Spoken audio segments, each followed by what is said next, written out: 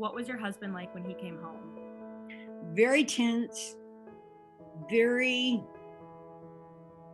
for example, we went out for dinner on Chinese New Year's and they set off a bunch of firecrackers, and you could tell every Marine that was in the restaurant because they came out of their seats explosively because to them they were being shot. He was very, very difficult to live with after those tours in Vietnam. It was as though he was trying to reconcile him being there in this useless war. And yet, if he wasn't there, who was going to take care of these boys? You know, who was going to be their good leader? Did he ever express to you that he felt it was a useless war? Never. I don't think that would be possible, Claire. Yeah. I don't think that you can serve that and see these young kids dying and being killed and you're their leader and then say it was a useless war. No, I never heard him say that. Can you elaborate on the changes you saw in your husband when he returned home? Because he was there for that last 6 months when they evacuated and came home. He was by then an alcoholic. He drank constantly. He had a very explosive reaction to the most common things, very difficult to be around because you never knew what was really going to set him off.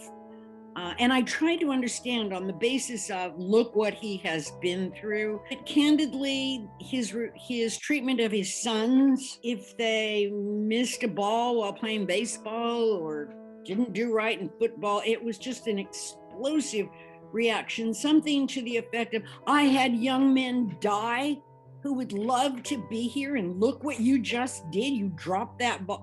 I mean, it was just insane.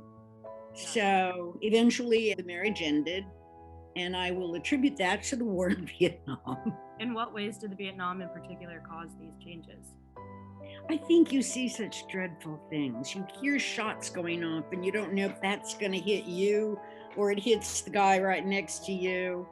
I think that they have to repress so much, and they did not believe in psychotherapy. No, only weak men go for psychotherapy. So there really wasn't any way of getting all of this pent-up stuff out. You're stuck with it. And it changed him completely. Are there any conversations that you had with him about these changes that stick out to you or you remember?